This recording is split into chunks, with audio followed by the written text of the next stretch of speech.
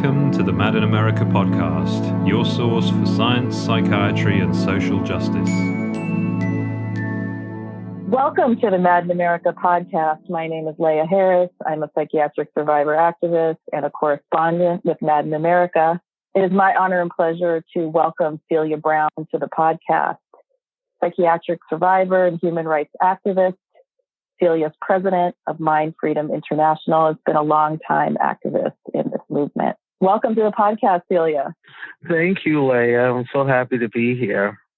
Well, it's great to have you. If you could please tell the listeners, how did you get involved in this work and in the movement? Well, I stumbled onto it by chance.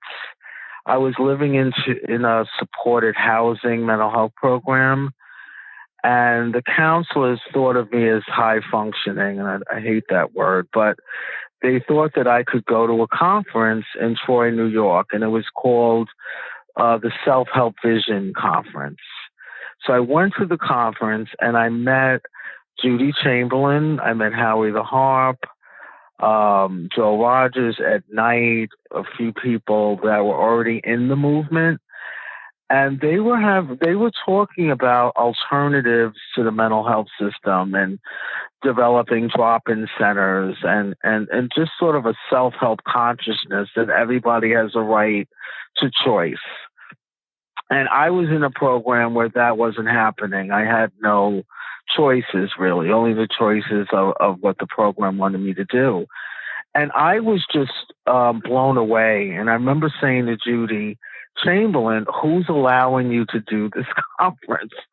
And they said, no one. We're empowered. We're activists, and we can do this. And that whole conference transformed my whole life, because I always knew that there was something different. It had to be something where people were talking about choices and talking about their rights. And here I found it. I have to say that experience really changed my life. I came back to my housing program, and I started to organize. I organized some of the residents. We had meetings. Of course, later on, the staff stopped that from happening. And then I met outside of the program and developed an inter-expressive support group. Because at that time, the language was self-help, mutual support, advocacy. That was the language back, and that was 1988. That's when I went to that conference. And since then, I got involved with becoming a member of Mind Freedom. At the time, it was called Support Coalition International, and I was getting all these different newsletters at Dendron, and I was just everything that had to do with rights I was getting on the internet. There was a listserv. That's when we were doing so many listservs. We didn't have social media yet. And that really helped me through my own recovery, because I wasn't really feeling like I was recovering. I didn't understand how I was going to move forward in my life according to the mental health system or to my housing program. But then I met these wonderful people who had a vision already. Were doing consciousness raising. I've been in the movement since, the civil rights movement, in the 60s and 70s. And I was just blown away. I was so honored to meet them. I said, oh, my God, I can't believe I'm meeting Judy Chamberlain. I'm meeting Howie the Harp. And I sort of learned from them. They were like my role models. And I read everything I could read that they were doing. And one of the Bibles that is sort of out of print now, but if you were lucky to have a copy in your home like I do, it's great. Reaching Across. I don't know if you heard about that, Leah. I've heard of it. Unfortunately, I don't have it in my library. So maybe you could tell the listeners a little bit about it. Sure. So Howie the Harp, Sally Zinman, who's also an activist, and Sue Budd, they wrote this self-help manual. And it was all about different chapters were, how do you run a self-help group? How do you develop a drop-in center, which was the language then? How do you fundraise? It was just like incredible. So they gave you tools back then. If you wanted to do your own self-help group, you wanted to do a self-help program independent of the mental health system. So it's quite incredible. And now we have different, as you know, we have IPS, intentional peer support. We have so many different tools and manuals on how to do stuff. But then I didn't see that we had a lot. So having that reaching across was excellent to have. Thank you, Celia. And it's, having these kinds of organizing manuals and toolkits, it's so vital and so important. And, especially in the days before social media, it was harder to get your hands on those kinds of things. So yeah, we really honor them for that early work and what, they were able to do in that regard. I've heard you say this before that when you met, Judy and many of those other activists, you were like, who allowed you to do this? And I think it reminds me, because we hear this phrase so much, learned helplessness. Yeah. But I always challenge that and I say that helplessness is taught, right? It doesn't come from the air. And so It is that, that process of consciousness raising when we sort of, the veils kind of fall away and we realize like, oh, there's a whole other way to look at this and understand what's happened to us in our experience. And it so often is when we connect with people who've kind of traveled that path, even just a little bit before us. Yeah. Yeah. And, we were involved at that time in teleconferences to talk about all of these different, activist work that people, Judy and others were doing. And it sort of got people more involved. And, I respected the fact that they were doing things that are outside of the system. They were creating a new way of doing self-help at the time that had nothing really to do with the system. It had to do with their experiences and how we can change the world, how we can create something for ourselves. I just thought that was really powerful at the time. And so you went on to sort of do your own organizing and, create these self-help groups. When did you start to get involved, really actively in human rights work? I went to a meeting called at the Highlander. It's a Highlander meeting. And what happened, this is like in the early 2000s, we were starting to see a shift in mental health legislation, that outpatient commitment was coming over nationally. And there's some people in the movement, including David Oakes, Janet Foner, Gail Blueberg, and many, who said, let's get together and figure a strategy on how we're going to fight this. So we were there for like 2 or 3 days in Tennessee at the Highlander Center. And it's very significant because the Highlander Center is where Martin Luther King and Rosa Parks went to strategize.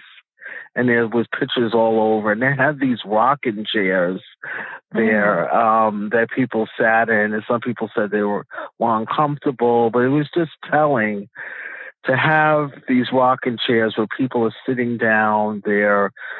When you're in a rocking chair, you're sort of going back and forth. It's sort of like a meditative state in some ways to be thinking about all these different issues, And from there, I started to really, organize and say, hey, and I had and Judy Chamberlain was there as well. They always were role models to me, even to this day. And I was always listening to them and trying to figure out how do we move forward in our own rights, our own human rights, our own recovery, our own healing. And they gave the blueprint to me on how to do that. And so I just learned so much from them. And I took what I learned from them into the next era, into doing more organizing, community organizing with people. Really just reminds me of my own story, when I got connected with Mind Freedom, it was around 2000, 2001, and it was through the Mind Freedom Oral History Project, which yes, I remember. Participated in, along with so many of the other folks, many, unfortunately, of whom are like Judy and like Howie are no longer with us. Yeah, right. Hearing those stories and those, experiences of activism and resistance was really what kind of like propelled me into doing that work. Yeah. So how did you then get involved with the human rights organizing at the UN around the Convention on the Rights of Persons with Disabilities?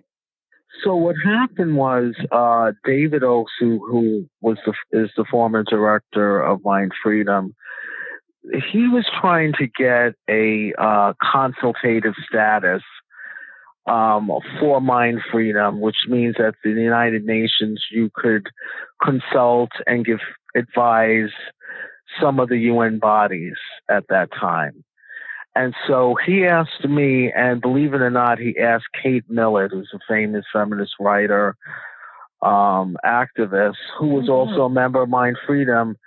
And I had never met her. I didn't know anything about her. And I said, oh, my God. So that here's another icon, So we went together to the UN to sort of argue that we really needed a consultative status for an organization of people, of psychiatric survivors. Kate was very instrumental, and I really helped as well. And at that same time, the Convention on the Rights of People with Disabilities was coming up for review. And that is for your listeners, it really means a treaty, and it has several articles that's legally binding. So I was there as a Mind Freedom representative, and that was just such an honor for me to be at the United Nations. And I also brought other people to come as well. So it wasn't just me. It was other members who wanted to have the experience of the UN. And then it was the World Network of User Survivors of Psychiatry. And they were also leading the charge, mainly Tina Minkowitz. And so we all worked together as a coalition. And we also were working with people with physical disabilities, like the World Blind Union, the World Deaf. And we understood that their disabilities were going to be more visible, more understood than ours. So we worked so hard to have them understand what it's like to be a psychiatric survivor, what it's like to go through the mental health system and not have a choice most of the time, and that your rights may be taken away from you. And we also said that could happen to you. You could have a mental health issue, even if you're blind or deaf or, or in a wheelchair. All of this could happen. So they started to really understand, and we said we're going to go in as one. We're not going to go in that here's physical disabilities over here on one end, and here's people with, at the time, and it's still, I think the language is psychosocial disabilities. That's the term at the UN. We weren't going to let the powers that be separate us. Oh, wait, that's mental illness, quote, and that has nothing to do with physical disabilities. And that was the going trend. We said, no, we're all going to go in together as a coalition. And we did. And it was excellent. There were several meetings at the UN, and they had what they called side events. They're like workshops that anyone that's at the UN body can come to that event. And it was usually in the afternoon, after morning sessions. And I would talk about the ADA, American Disabilities Act, and having reasonable accommodations and things that, wasn't readily understood from everyone that, who was witnessing people with who were psychiatric survivors. And it was just incredible experience. And so what I want your listeners to know that the Convention on the Rights with Disabilities was written by us. It wasn't written with people who didn't have a disability. So every article we looked at and changed or commented on. I'm really proud of this. And I just think this is one of the groundbreaking legislations of our time to have this convention. And it's really for people all over the world, but it can be used in the U.S. even though it's not ratified here in the U.S.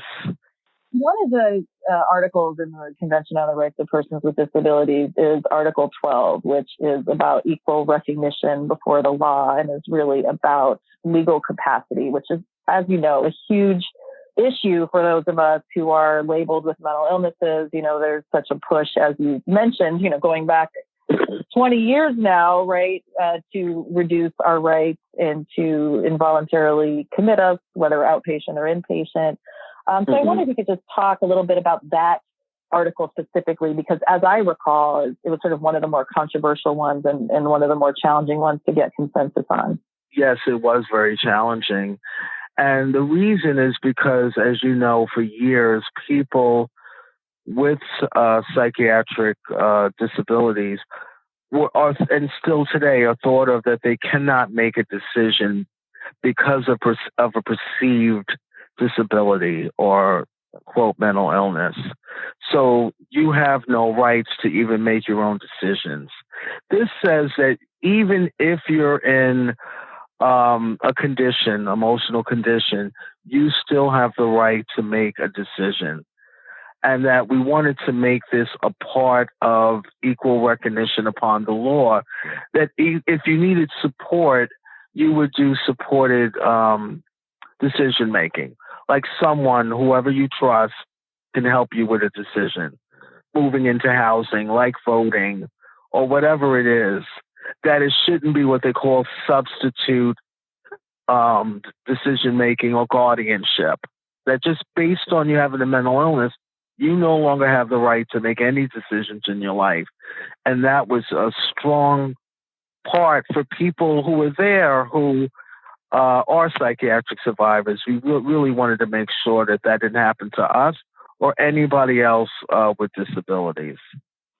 Yeah, thank you for that. And I think, again, even though the U.S. has not ratified this, which is very unfortunate, that we can use this as an organizing tool in our advocacy and activism to resist efforts to take away our rights, to reduce our legal rights. Yes. One other one I just want to mention that we worked on really hard is Article 17, and that is the right for mental and physical integrity. And what that means is that we have a right not to get, for instance, shock treatment. That is our right to say that is going to compromise mental and physical integrity. I just think it's so profound in that language. It's so much different language at the UN that we don't really use outside of it. But here, I just think it's very profound, and I just want to thank everyone who was involved with it. Tina Minkowitz led the charge, Mind Freedom, all the other disability organizations. I just feel so fortunate to have been a part of that. Absolutely. And I would echo those thanks 100% to you and everybody else, who was involved, Tina and everyone who was a part of making that happen. And again, I think that this is so incredibly vital in these times. It always has been, but especially in these times where there's so much more interest in things like forced antipsychotic injections. And even, I wrote recently about pills with microchips, really violate the integrity of the person. And I appreciate that this gives us another set of tools and language with which to organize. Thank you, Leah. You bet. Obviously we saw a huge paradigm shift in our country around 2014 when Michael Brown murdered in Ferguson, and it really launched the entire Black Lives Matter movement. Right. And I remember, at the time, a lot of us were talking about how can we be in solidarity with that movement? How can we figure out how to integrate those struggles into the work that is done with psychiatric survivors and people with disabilities. And it was right around that time that this whole idea of surviving race as an organizing principle and as a movement came to be. And so I'd love for you to sort of talk about that from your perspective. Right. And I just want to credit you, Leah. I don't know if you remember, but you came up with the name Surviving Race because we all were on a conference call in 2014. I think you were on the call with other activists, and we were just talking about it. So I want to thank you. You may not remember that, but well, it was a collective effort, and so I appreciate that. I was so horrified by what happened to Michael Brown, just sitting in my living room watching it on television. And I just felt like, what can we do? And then I started to think of my son and my nephews. What if they go through this and they don't survive? I was really afraid, especially for my son. He's a young Black man. And everyone else. And then I started to think about what can we do as a movement, because we've done so many incredible things, to be a part of this time in our history. So yes, Black Lives Matter came, but what about our movement partnering with them and any other coalition that wants to fight for this? And I was so happy that you and other activists collectively said, we have to do something about this. This isn't right. Let's get involved. So we created Surviving Race really as a Facebook page, but also we do have, monthly calls to get outside of social media so we can all talk to each other. And we also were thinking, how can people of color, because it's always been, and I've heard this from everyone, the movement is basically white. And how do we work together? A lot of us have gone through similar things, forced shock, forced medication, all of this collectively we all go through. So what's keeping us separate is the race issue. And all of us have gone through different experiences, and that's okay. But how could we get together? So we had several dialogues with people who are white who are in the movement and people of color. And I think it was a start to do it, but I don't think it really brought us together. It helped us get dialogue, but we didn't have accountability that you talk about and help introduce that to me, Leah. Restorative justice, things that have been maybe in the criminal justice system, but not in the mental health survival world at all. And I'm just really excited about really looking at that to heal some of the things that have happened in our movement, and also to make people accountable in our movement as well. So I think this work is just beginning, and I'm really looking forward to all of us working on that and reading more about it. Our movement needs to be more mainstream than it is. And I know we've been doing this for a long time. We did manage to get into the media at some points in our movement history, but for some reason it's not totally happening, except I'm really thankful for Man in America for really bringing out a lot of the different issues that people are facing. So I'm grateful for Man in America. I think that's a really important tool, and different articles and different perspectives on the mental health system, on drugs and everything else. I just think that it's great that that's there. I so appreciate that, in that this idea that it's a matter of social justice. And I think there's so many opportunities to build bridges, because I'm sure most of our listeners are aware, but the vast majority of people who are killed by the police are people of color who are experiencing some kind of a crisis. And Sean King, other folks have sort of written about this, that calling 911 on a person in mental health crisis can be a death sentence if you're a person of color. So I think there are so many opportunities to build bridges with the movement against mass incarceration, with the movement for Black lives.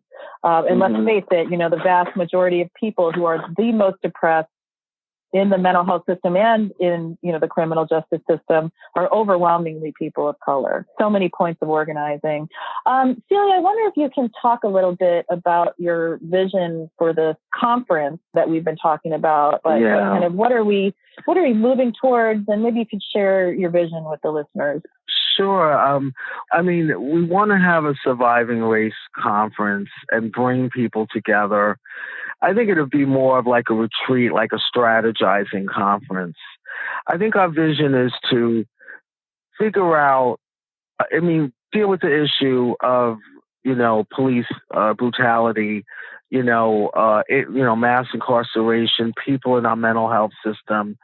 And I want it to be educational for people of color. I think sometimes because of the racism and psychiatric oppression, we're not really able to fight as we would like to fight. It's trauma to always be looking over your shoulder every minute if you're a person of color in this country.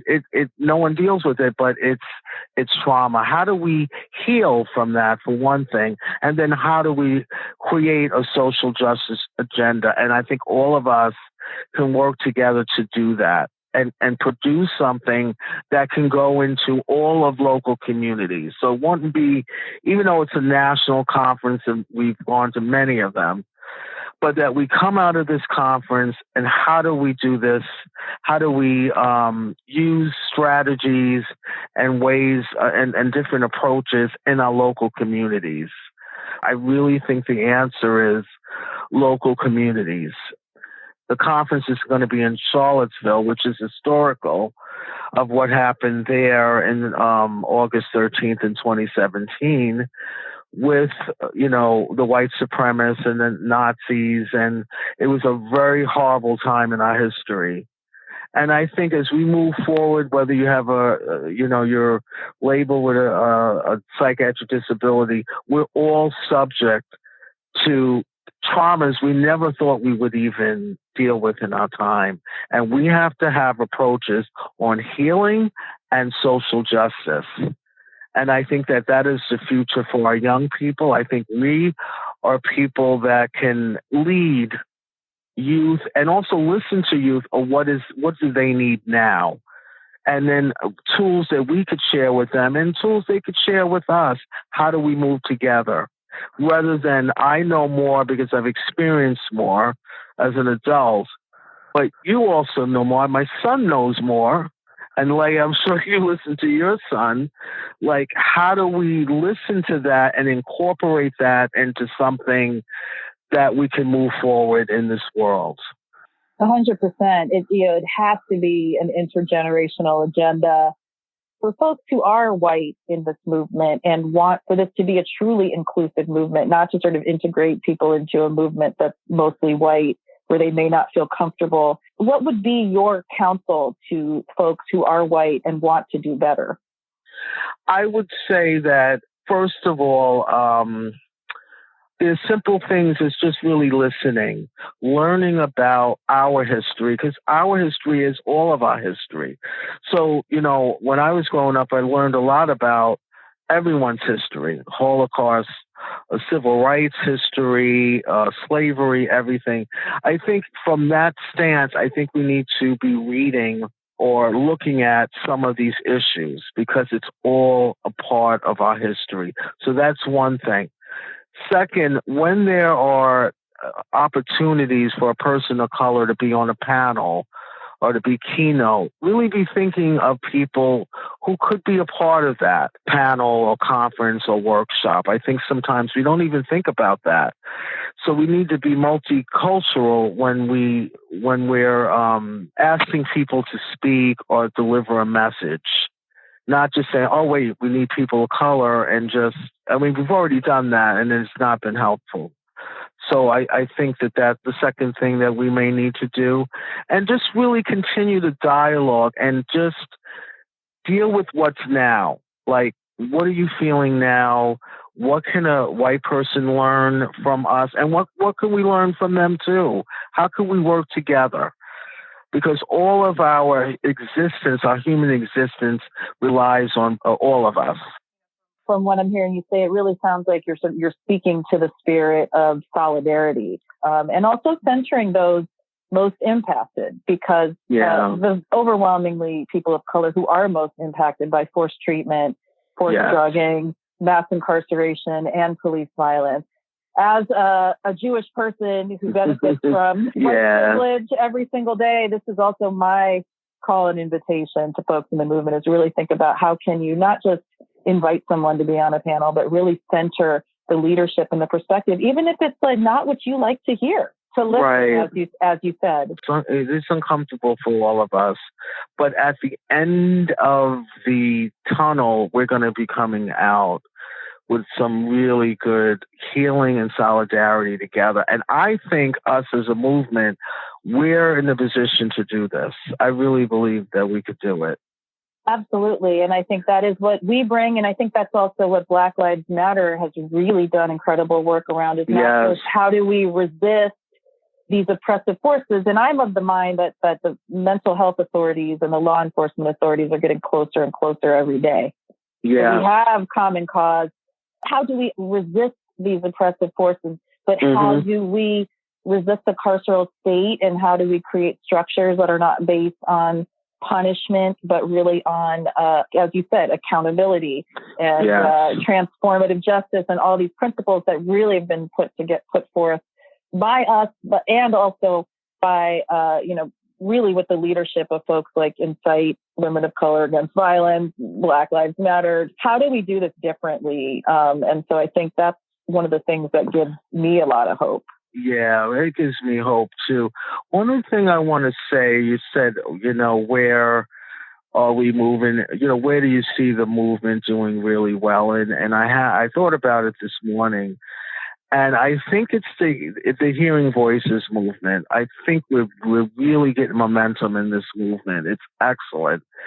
And I see that not only people who do have visions and voices, but there are people that don't hear that are coming inside of the movement and trying to understand, what do people go through when they're in an altered state? What are some of the different healing approaches that we can all learn from? I think it's fascinating. I really do. I think that that's an important piece to be involved with and to learn from.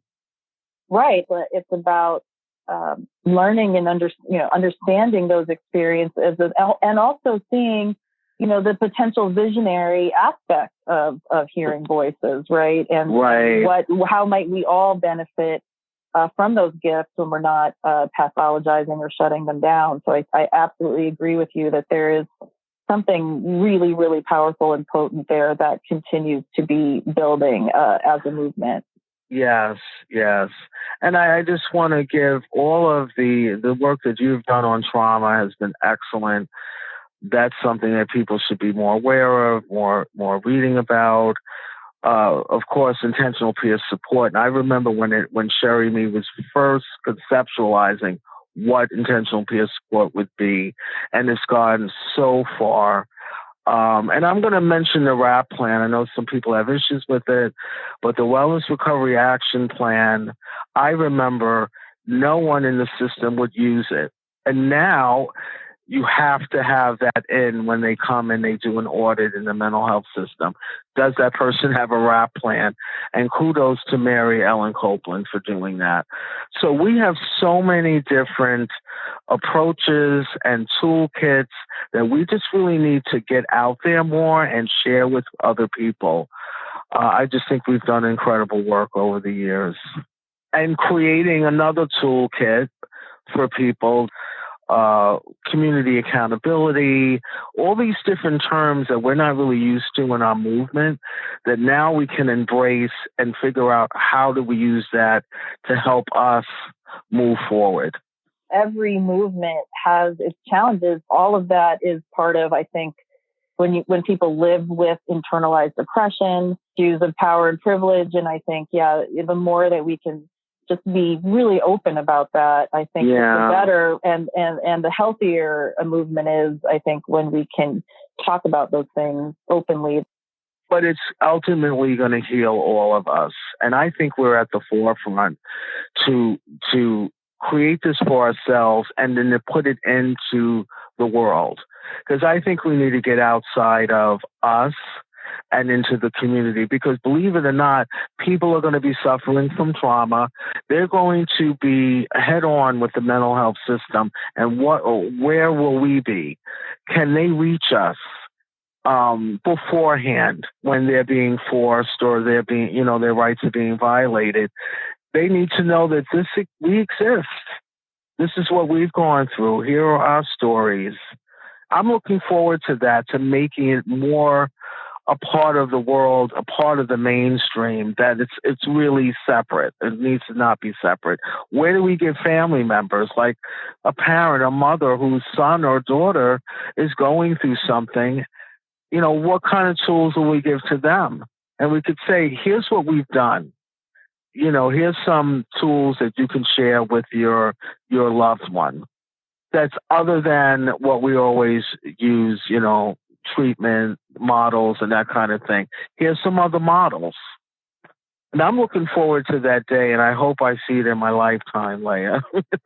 Right. I know. Looking at not just all of the issues around racial justice, but climate justice and the amount of distress that is happening now and that is coming, and that we, as a movement of people who have created alternatives to the system, which will not, even if the system was great, it will not be able to meet the needs that are coming at us with climate change.